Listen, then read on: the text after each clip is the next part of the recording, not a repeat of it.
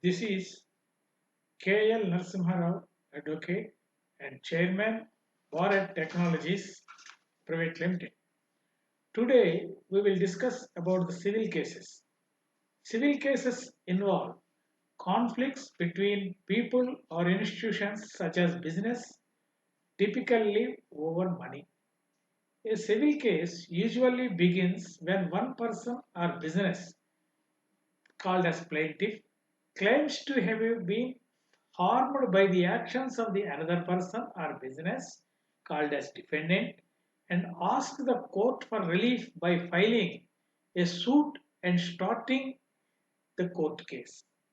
The plaintiff may ask the court to award damages, money to compensate the plaintiff for any harm suffered, or may ask for an injunction to prevent the defendant from doing something or to require the defendant to do something, or may seek a declaratory judgment in which the court determines the parties' rights under a contract or a statute. Eventually, to resolve the case, the court, by way of judge, will determine the facts of the case. In other words, figure out what really happened and will apply the appropriate law to those facts.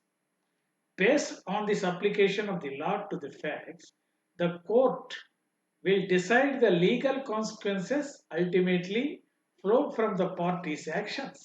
Also might be resolved by the parties themselves. At any time during the course of a case, the parties can agree to resolve their disputes and reach a compromise to avoid the expenses of trial or the risking of losing a trial. Settlement often involves the payment of money and can even be structured to result in an enforceable judgment. In civil court. Civil court handle a wide variety of cases involving numerous legal issues. Very broadly, civil cases may involve such things as, for example, tort claims.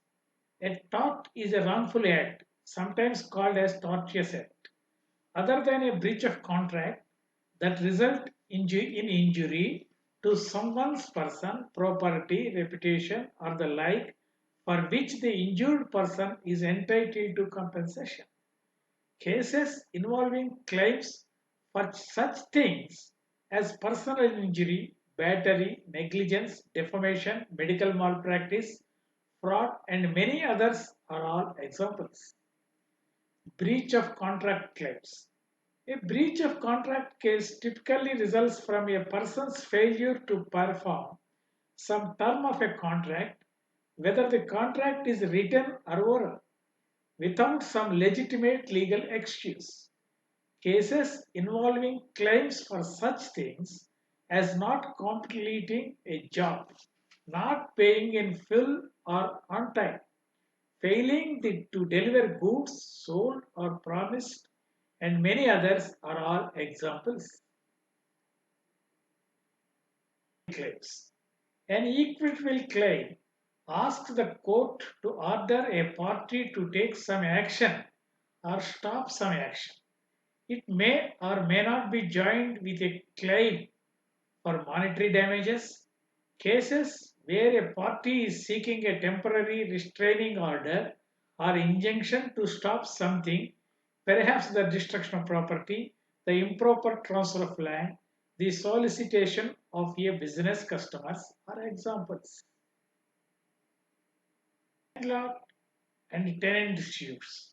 Civil courts handle disputes arising between landlords and tenants.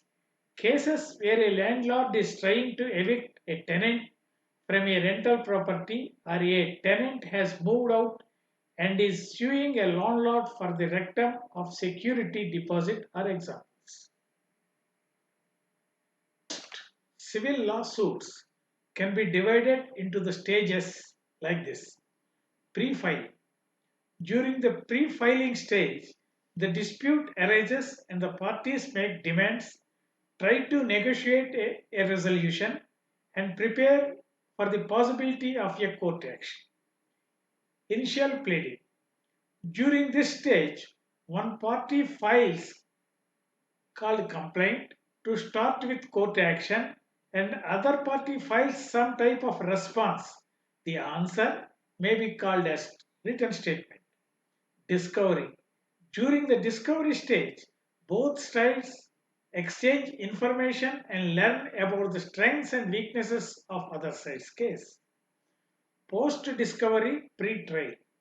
In this stage, the parties start preparing for trial and they get their evidence and witnesses in order. They might engage in some type of settlement conference and they may file motions with the court to resolve the case or limit the issues for trial. During this stage, the case is actually heard by the judge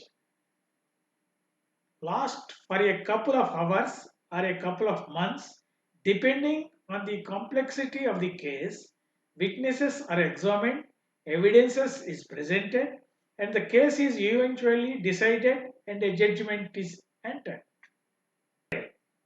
During the post-trial stage, one or both the parties might appeal the judgment that was entered in at trial, or the winning party might try to collect the judgment that was entered. Friends, all the information, citations, and documentations are available with our Handy app. Please download Handy app using the links provided in bio. Thank you.